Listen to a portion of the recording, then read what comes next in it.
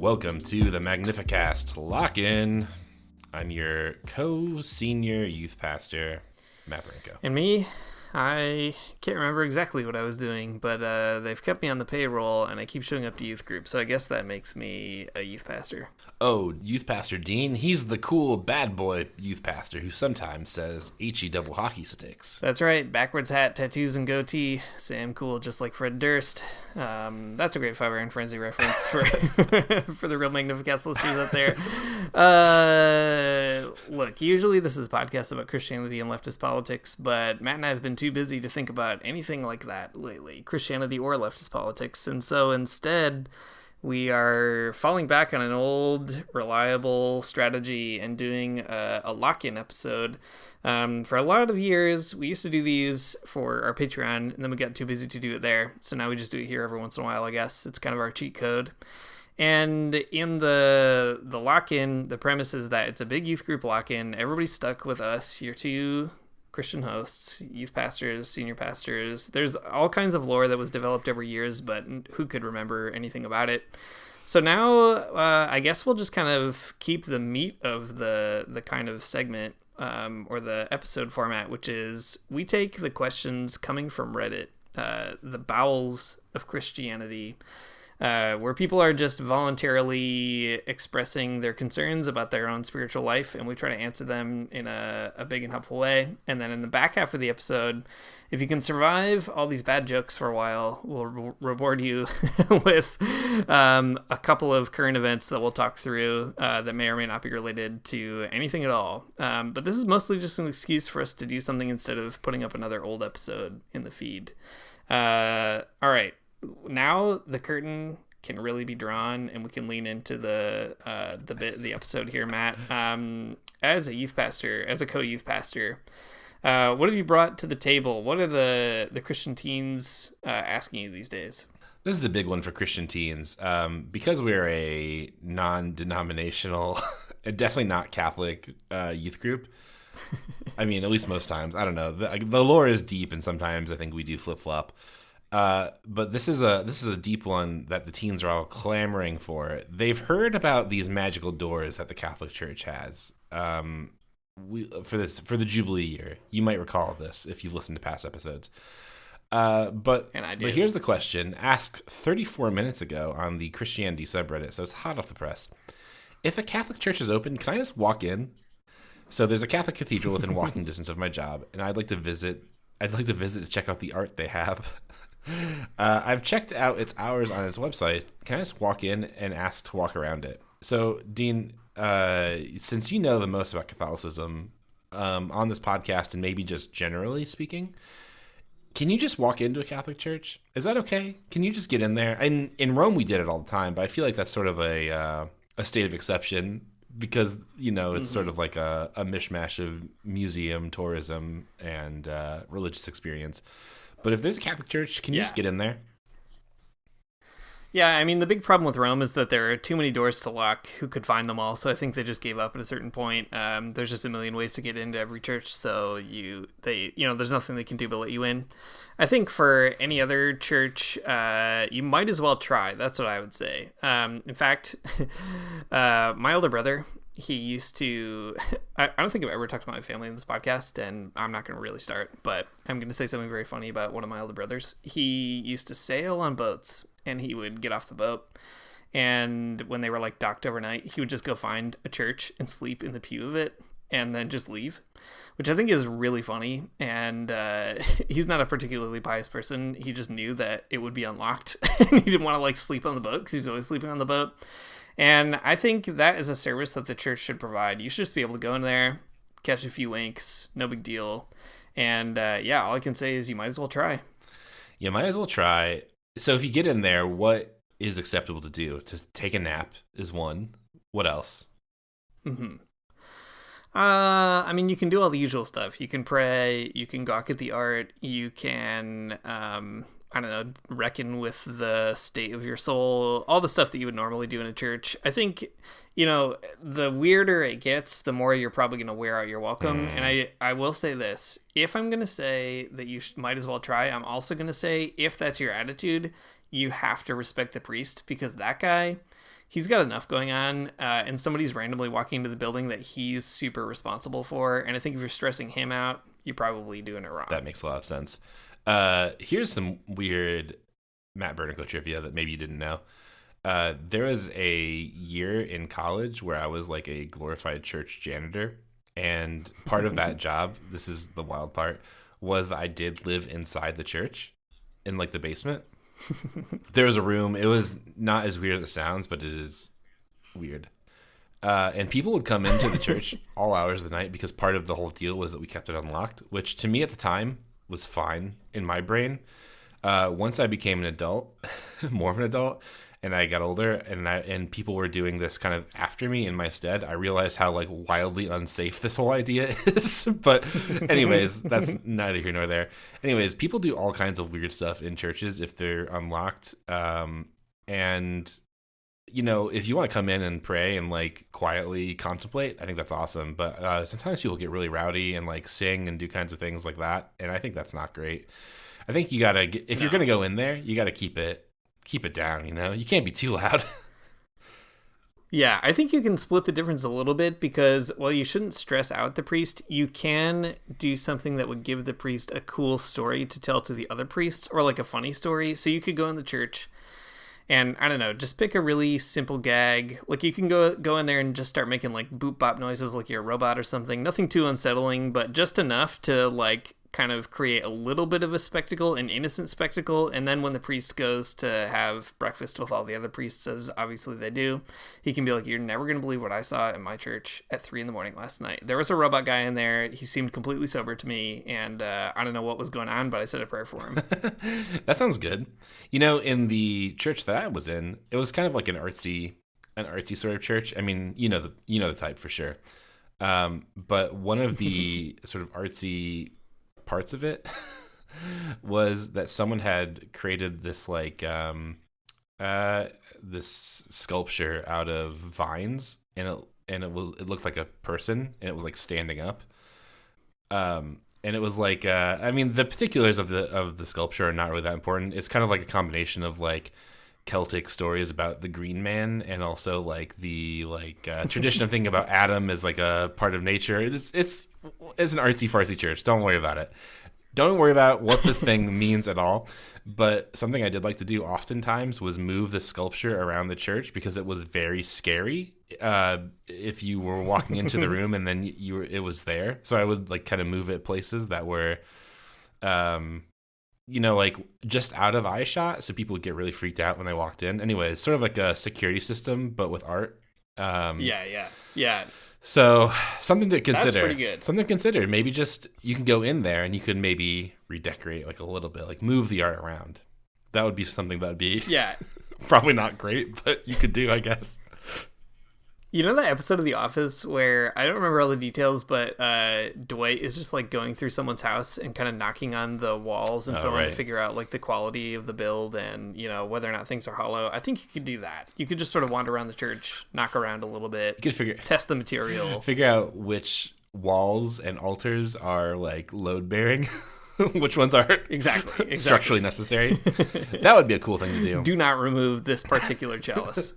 Yeah, no one's doing that. No, everyone's going into the church looking to see, sort of like figure out their spiritual situation, but no one's thinking about the structure of the building. And I feel like maybe it'd be good if they did. Yeah, somebody's got to do it. And it's not going to be the teenager they hired to live in the basement. No way. Not qualified. All right. Let me ask you one.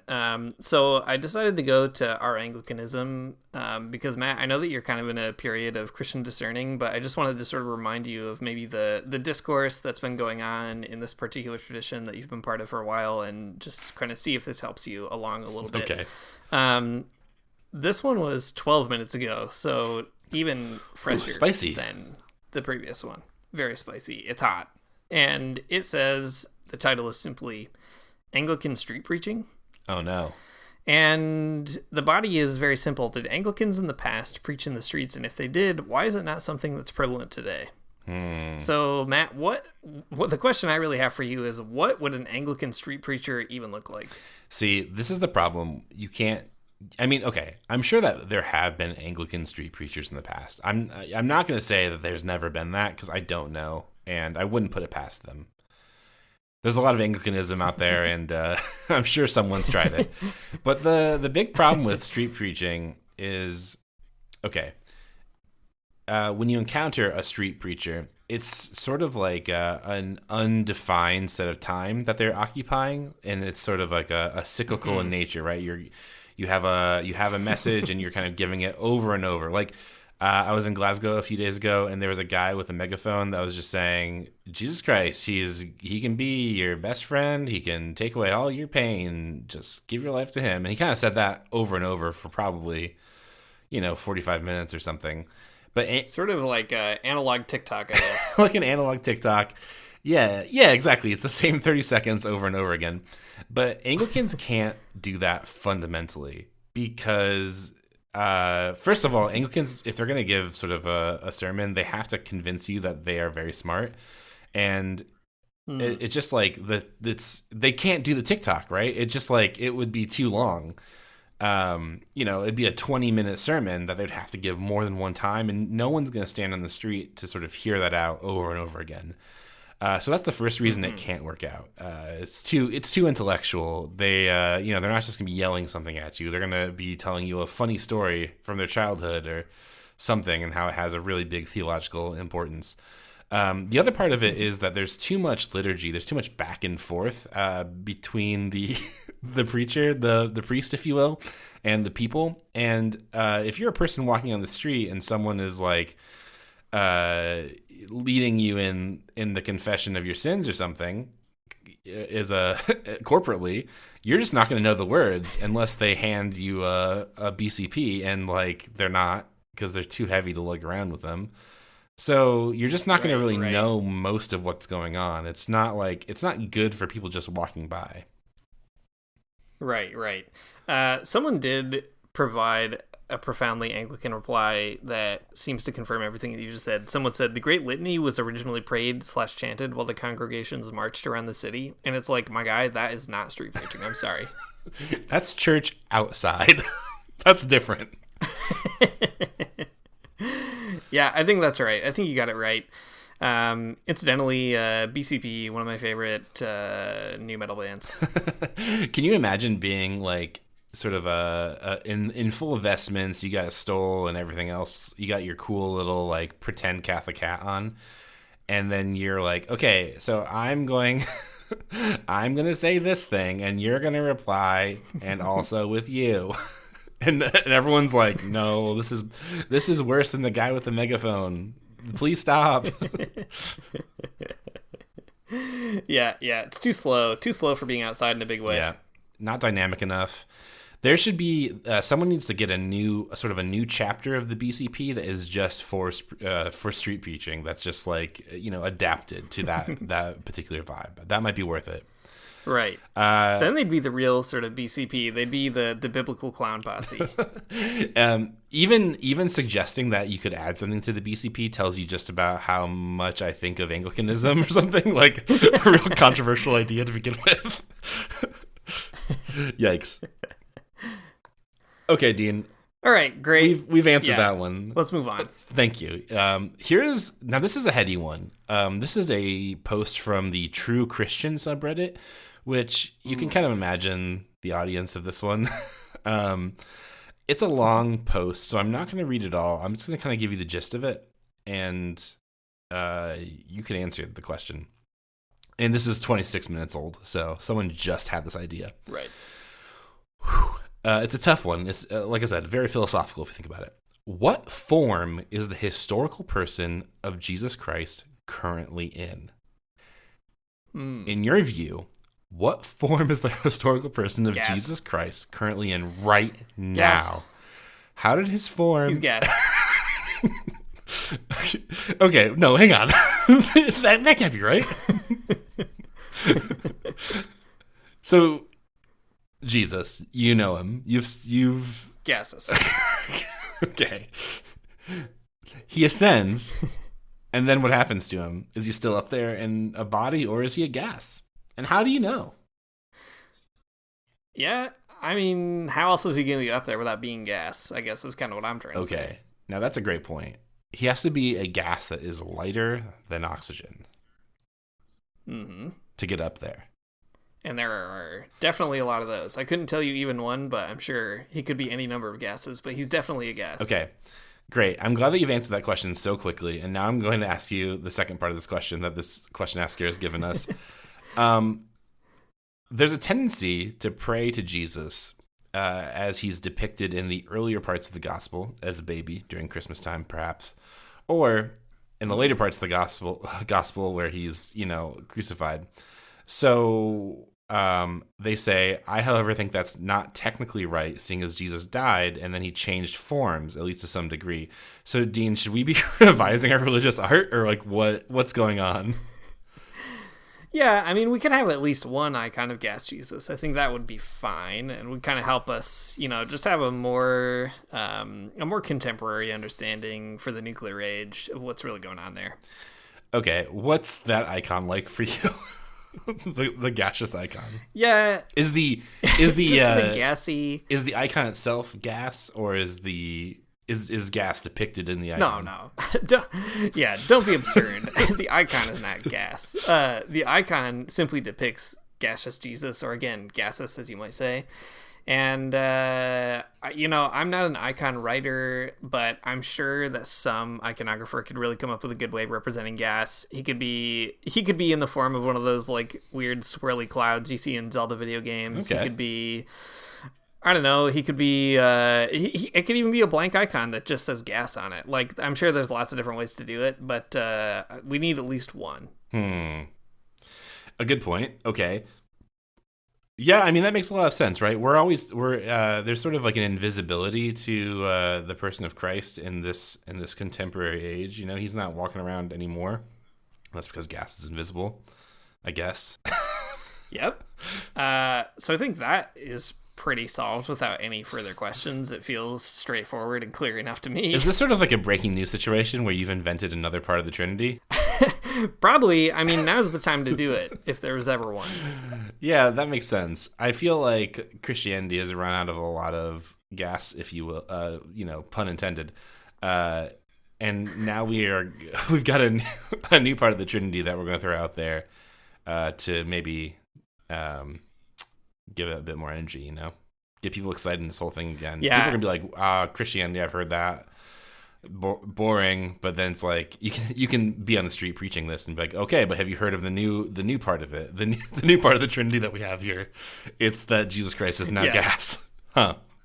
Yeah, the great new flavor. And he is still a Trinity. It's not a quadrinity. We're not heretics about it. It's just a new part of the regular old Trinity. It's sort of like when they made New Pepsi or whatever. Okay. Tell me more about how that works. Well, when they made New Pepsi, they were like, this is New Pepsi. And everyone said, well, to be fair, everyone did say we don't like it. Bring back the old Pepsi, which could happen with Gas Jesus, and I'm open to that. I think it's okay for people to reject this radical new way of thinking. But I think, just like Pepsi, it's got to be tried. Okay. Do we still do baby Jesus at Christmas is the big question. Yeah. I mean, it's not that he's never gassed. It's just that he is sometimes gassed. Well, because it's a form of matter, and solid liquid gas, baby, exactly, baby plasma, crucified gas. Yeah, okay. No, I get it. I'm glad we're on the same page. I'm gonna take you to another corner of Reddit, and I'm surprised I've never gone here before. Usually, I used to go to just our Anglicanism when I wanted a great classic Matt question, but today I discovered, much too late in our internet career, that there's also an R Episcopalian, and man, it's great. It's fantastic. I love it. These people are really doing it out here, and I'm just going to give you a question that was 4 hours ago here, also pretty fresh, and it already does have 38 comments on it, so it's pretty popular. And the title is, in our Episcopalian, I'm a nudist. Is it wrong or sinful to think that I'm like this? I'll read the body here. Okay, please. Yeah, go ahead. I was going to say, there must be context. Yeah, there's context. In fact, he says, hi, everyone. A bit of context. My name is Nicholas. I'm 23 years old, and I'm a nudist. That means I don't wear clothes at home when weather allows, and I do go to nudist beaches, and so. Sorry, there's some grammar stuff going on here. Because it makes me feel more comfortable and I enjoy it. Nothing sexual about it. I'm not Episcopalian, but I've been reading about the Episcopal Church lately, and I want to know if it would be wrong for me to be like this if I were to become Episcopalian. Should I stop being like this? So there are kind of a lot of questions going on in here, but I guess the key one is, would it be wrong to be Episcopalian and nudist? And I just to preface, I think this is an important question to throw your way, because usually I'm pulling them from our Anglicanism, where the hottest debates are about what you should do at which shrine of Walshingham or whatever it might be. But man, it's really wild over here in our Episcopalian, and I feel like this is sort of the edgier After Dark version of Anglicanism. Yeah. So really want to get your edgy take on it. Okay, here's the thing about about being a nudist and being inclined toward Episcopalianism or Anglicanism. I don't living in Scotland, by the way, I don't like the idea of I just don't like the word Anglicanism. I have a real strong aversion just to the English in general right now. No, I'm just kidding, but a little bit. Here's the thing, there are way weirder people in the Episcopal Church than this guy. Liking to be naked and going to the beach naked, I don't know, man. That's like like on a scale of 1 to 10, like 10 being the weirdest person I've ever met in the Episcopal Church. That's got to be like a 2. It's not. It's barely on. It's barely on the scale. That's just a person who, like, I don't know, like what you like enjoying sort of like the breeze in your naked body. That seems chill. That's not a big deal. You're not like a. You're not like a person who's like trying to figure out where to pray at which shrine of Mary of Walthamstow or whatever. No, this is normal. This is fine. I feel like if the Episcopal Church can win over and retain a nudist, I feel like that's just a positive. This is just a person with a cool hobby that's not even that weird. Not a person who's like obsessed over like a weird idea of medieval spirituality that they are LARPing. So I think this is True. I think this is great. Get out there. I'm sure, just you're gonna find way stranger things within the Anglican Church than this, and this is fine. Yeah, I mean, to a person in this comment thread, all 38 of these comments are just saying it's totally cool, no problem at all. So you're a true Episcopalian, which I think is great. Nice to see some real unity in the denomination. I'd also add, this person is 23 years old asking, can I come to your church? I think no matter what, you have to say, oh my God. Sorry. There's basically no way you can say no. Nicholas is going to be such a get. This is every Episcopal church within 50 miles is going to be begging him to come. Please come, normal young man. Be on our vestry. Like, can you? That's right. Be on our vestry. Vests optional. Vests optional. Can you imagine though being on the vestry and everyone all the old ladies really loving Nicholas, but then he does have to somehow explain that his favorite hobby is being naked sometimes? I don't know. They would love that. Yeah, that's not a problem. Yeah, they would love it. They would change it to the vest optional vestry, and he would be the king of it in no time at all. That's right. Put him at the top. I love this guy. I'm rooting for him. Oh, great. Well, you have anything else hanging out over there, questions wise? No, we've rebranded the Trinity and came up with the Gaseous Jesus. No, this is it. This is the pinnacle of the questions. Yeah, that does seem enough for one episode. All right, let's transition to some great current events. This is kind of the sermon of the podcast in this great lock-in. I've got a pretty wild one to share. Do you want to go first? Do you want me to go first? No, you go first. This is in The Guardian pretty recently, February 22nd, and the title is Technofossils, How Humanity's Eternal Testament Will Be Plastic Bags, Cheap Clothes, and Chicken Bones. Mm-hmm. Cool. And, man, we have been doing all this research, Matt and I, on the environment and capitalism and degrowth and all this kind of stuff. So I feel kind of like magnetically pulled to basically anything talking about material culture and waste and all the rest of it today. And it has been equal parts extremely depressing, but also very interesting and very fascinating. This article is really kind of reporting on a book written by some paleontologists who were trying to think about, what will happen in the future, like future human beings. Let's say even one of them exists and they start digging in the ground and they get to the layer where our kind of culture has produced stuff, a material record of itself. What will they find? And some of it is pretty obvious, like whatever. They'll find a bunch of plastic. There's going to be a whole ring of plastic in the fossil record, and man, boy, does that suck. That's pretty bad. Forever chemicals, they're going to be around. That's too bad. And like, I don't know. That's all complicated. But some things that are also kind of interesting, one of them is that because we are taking so many minerals out of the ground to like put into cell phones and chargers and all that, they talk about how like that garbage, the kind of deterioration of it, will lead to extremely weird deposits of minerals in very weird places over time. That's really fascinating to me. The most interesting, though, is the bit about chickens. Now, Matt and I have kind of a passing interest in dinosaurs that occasionally becomes more than a passing interest. I guess when we're at a museum together, that's kind of what it comes down to. Big time. And we are obviously on record as complete and total bone perverts, so any bone related content is also kind of screaming out to me. And this is the most interesting bit of the article. That it reads, another fast food staple, chicken, is destined for immortality. Bones are well known as fossils, but while those of modern broiler chickens are fragile, they're bred to live fast, dying fat and young. The sheer volume will ensure many survive to the geological record. It's so wild.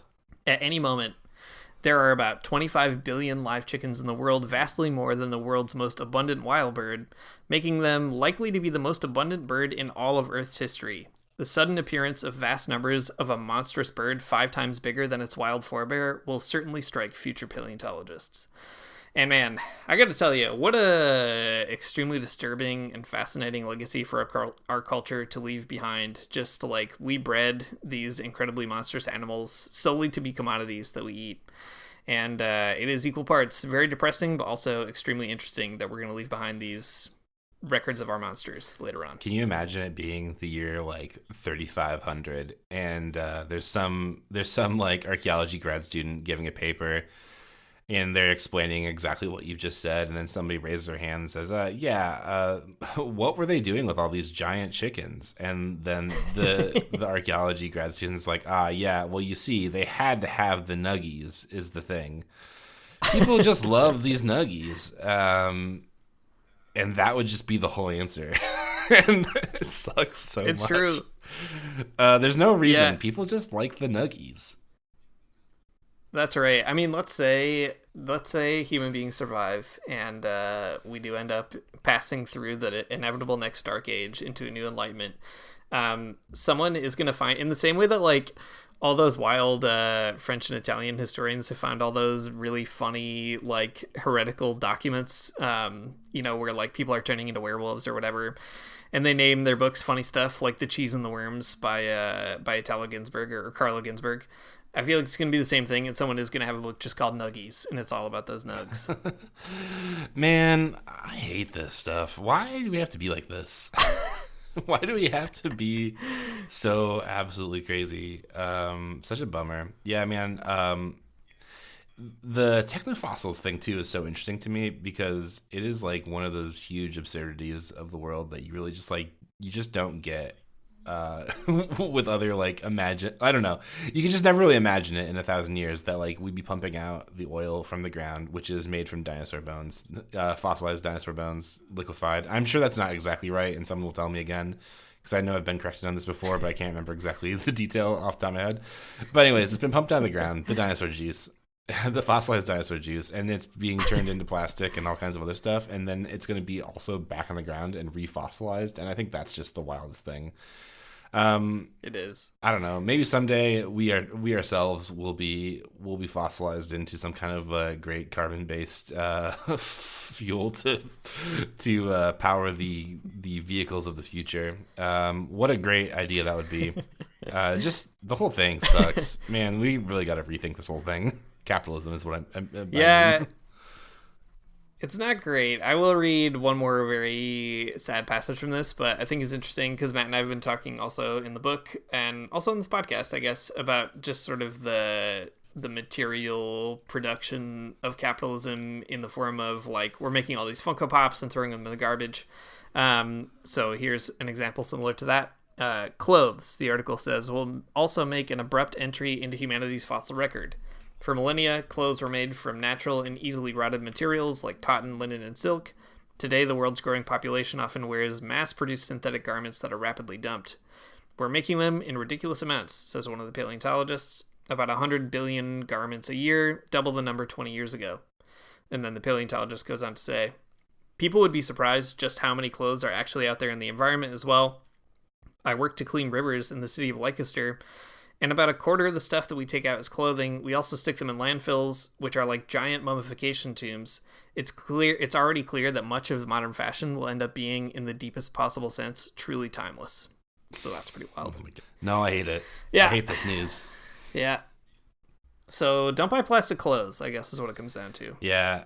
It is actually a great thing to know a bit about. I mean, you go to any store, whatever, and there's so much plastic in all of the clothes, you would never really recognize it because of commodity fetishism and all kinds of other, details, I guess, like that. Our imagination doesn't often equate fabric with plastic, but man, it really should, because there's so much plastic in all of it. It's crazy. Yeah, for real. That's all I got for you. A bit of a bummer, but also so interesting. Man, imagine being in the future and digging up all these crazy giant monster chickens. Yeah. That is got to be a Futurama episode waiting to happen. I know that Futurama's over, but that was probably an episode. No, it's coming back. It's coming back this year. Oh yeah, okay. Well, it's coming back. They'll do the episode on that one for sure. All right, I've got some news as well.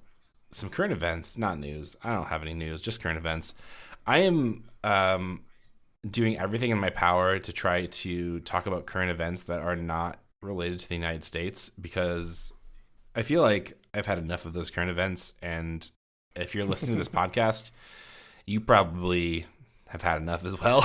I don't know. If you want analysis on those current events, there's other podcasts for you right now, and this one probably isn't that one. So whatever. you can figure out what's going on in the United States yourself. But even in trying to sort of escape the orbit of what's happening in the United States, I can't quite do it ever.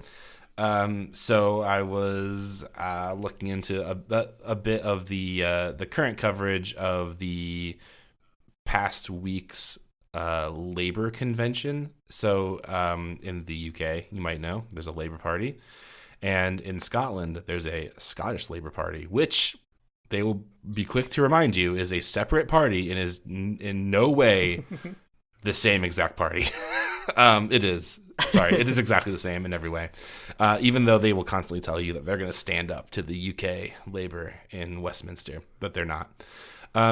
Anyways, the Scottish Labour had a convention last week, and there were all kinds of interesting things that happened around it. Lots of sort of activist movement stuff. Over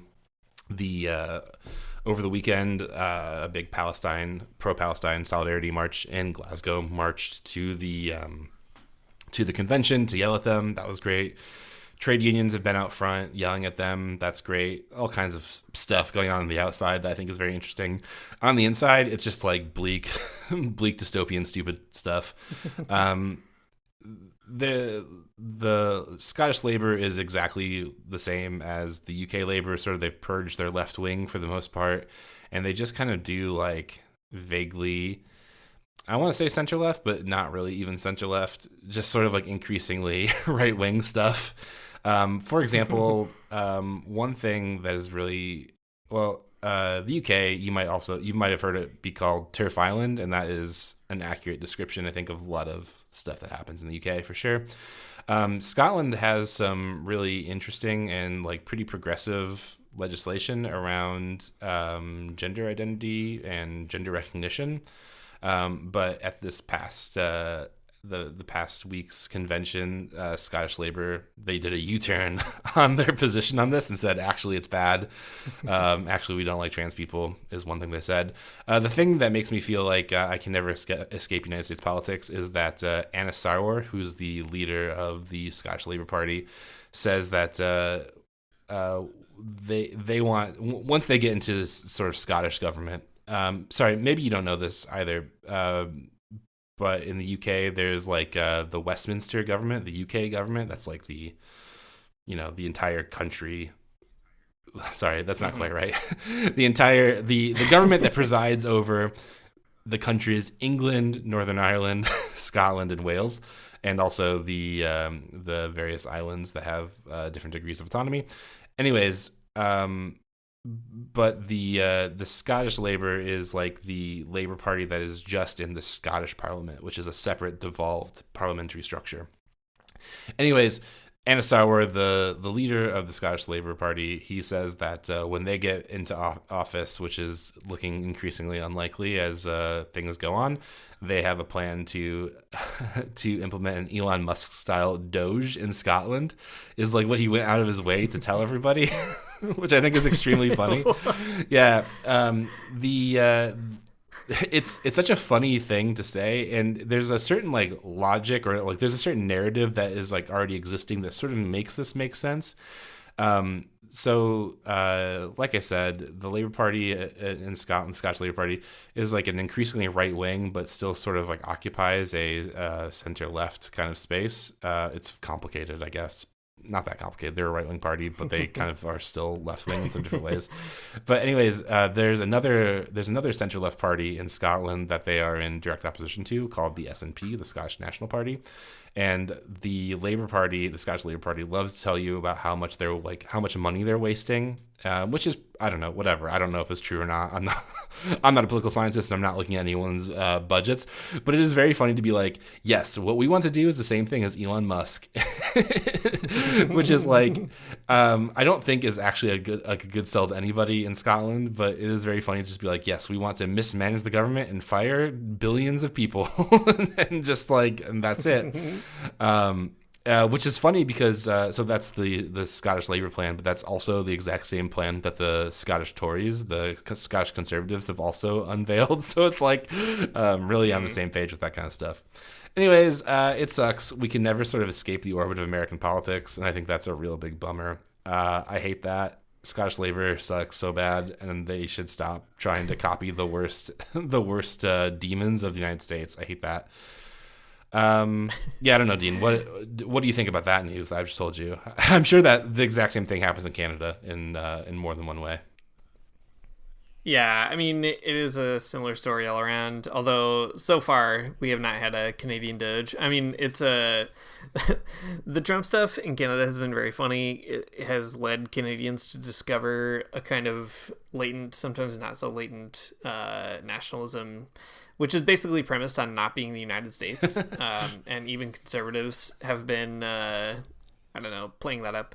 So I don't expect that to happen. But it is funny kind of seeing what Trumpism is doing to every other political situation. Like the absurdity of what's happening in the U.S. strangely seems to be also like moderating a lot of inevitable right-wing victories around the world. For example, here in Canada, for months, the Conservative Party, which is right now pretty right-wing, has been polling like just, astronomically high. Like people are like, oh yeah, it's going to be a bloodbath, like a majority conservative government the next time there's an election, all that kind of stuff. But since Trump has taken office, their numbers have dipped pretty significantly. And their particular guy, Pierre Poilievre is his name, he has been stepping on a few rakes by kind of not really figuring out exactly how to deal with Trumpism, like appropriating it in some ways, resisting it in other ways.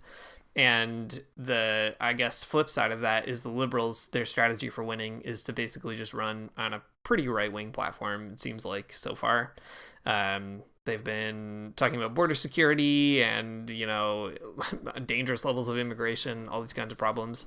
And I feel like that's probably going to be the international rippling effect of Trumpism in a lot of places. Like, on the one hand, there's kind of good news that it's like pulling the brakes a little bit on what would likely be a pretty far right victory. We saw the same thing in Germany where the AfD, they picked up an alarming amount of seats, which is very scary, but also they didn't form a majority government, which is pretty important.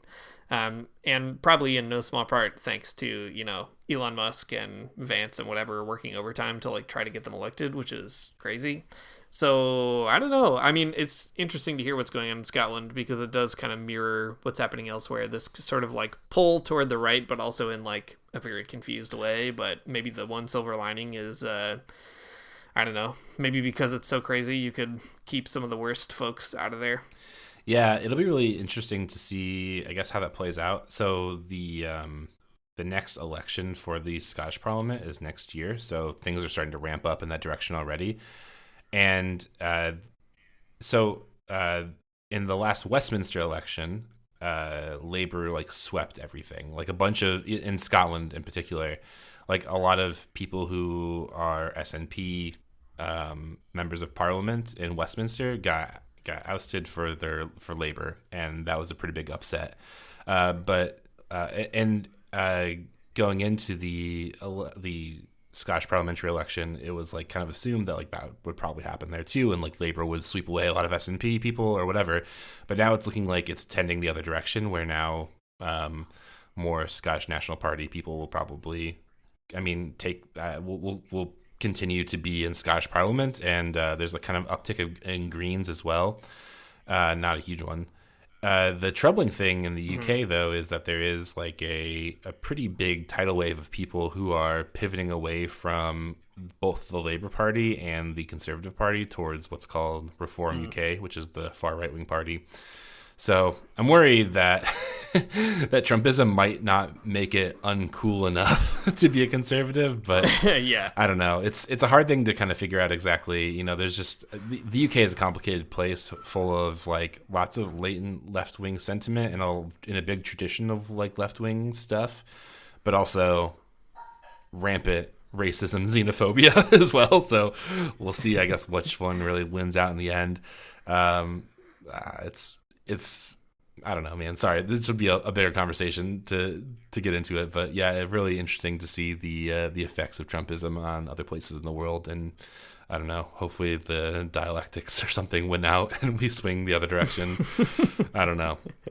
It's tough. I have one more story that I do want to bring that is not about that side of politics whatsoever, and it is more of a maybe like less of a news story and more of a praise report. So I want to bring that energy to this one.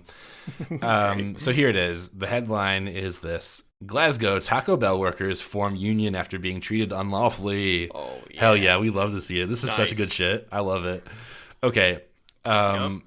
First of all, Taco Bell rules. It's so good. It's like a great vegetarian fast food option out there, and I just want to say I like eating there, and I'm a little bit ashamed to say it, but not that ashamed.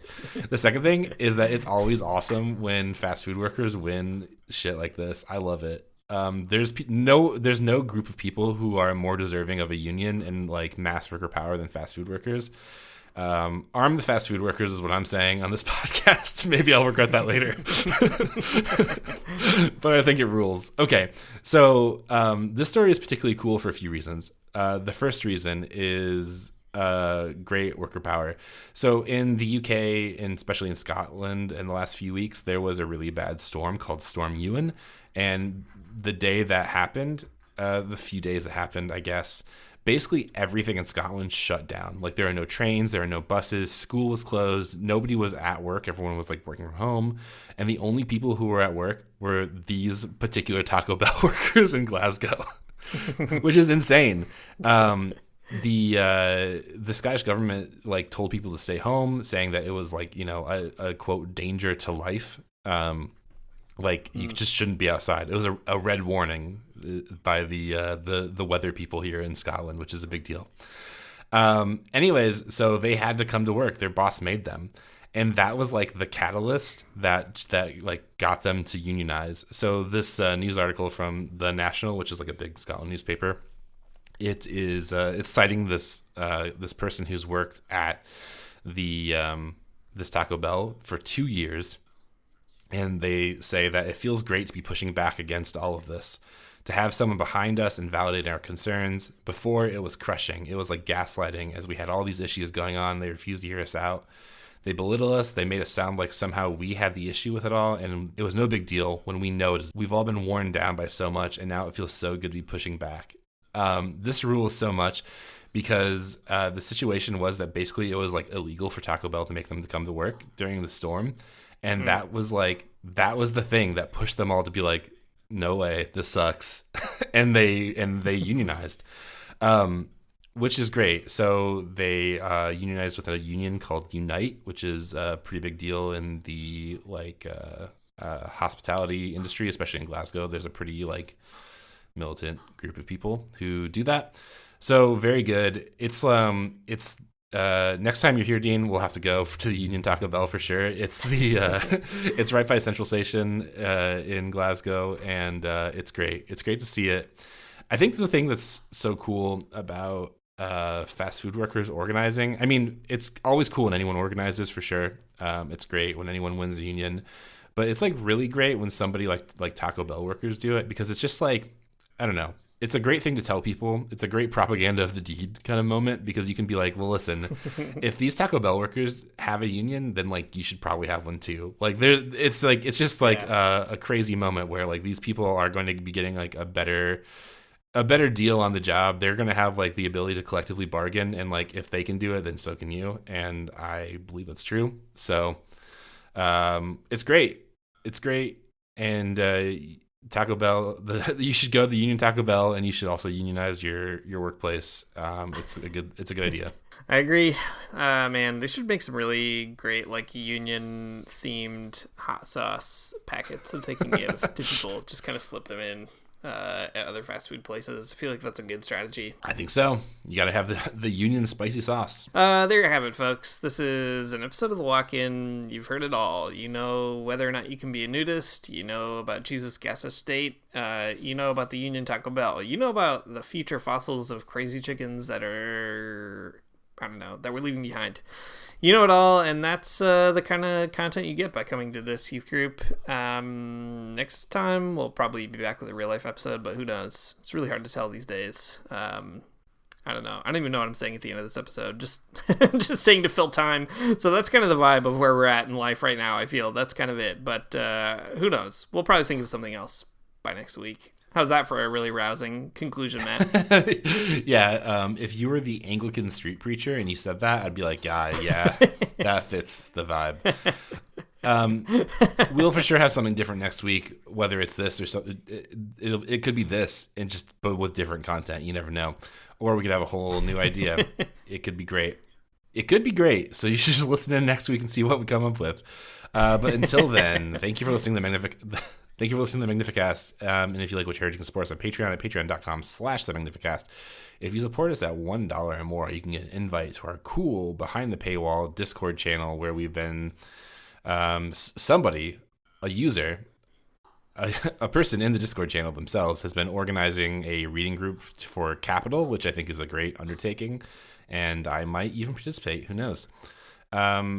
And I don't know, we can talk about all kinds of other stuff. Lots of infrastructure talk about water and water treatment and electricity. Lots of, I don't know, man, wild stuff. People are so smart in this Discord. And you could be one of them. If you're a smart person, you have to get in here. It's so important. That's right. And if you're not a smart person, you can get in there and either pretend that you are and nobody will say anything about it, or just kind of bring an even more healthy vibe of not trying to be a smart person. I feel like we could use some more of that in there. That's true. There's space for all kinds of people in this great community of listeners. I feel like someone's going to have something to say about Gaseous Jesus, though, and that's not going to be nice, probably. I bet it'll be nice. I bet it'll be really nice. It'll be really nice, but, backhanded. Yeah, maybe. I bet there's going to be more... Okay, here's my bet. I bet there's going to be more talk about Nudist Episcopalians than Gaseous Jesus. That's true. Someone's going to be like, oh, yeah, I know that guy. He goes to my church. Cool. He's out there. I'm sure there's thousands of nude Episcopalians out in the world these days. Great. Support us, please, on Patreon. Thank you so much for doing it, if you do. Great. Our intro music is by Mario Armstrong. Our outro music is by The Logical Spoon, and we'll see you next week.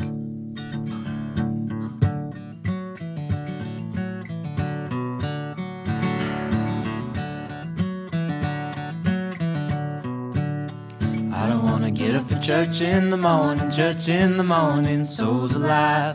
Heaven come to earth and there won't be no church. We'll meet down by the riverside. There we'll swim with all creation. Never get tired, never bored. Don't worry, someday there'll be no damn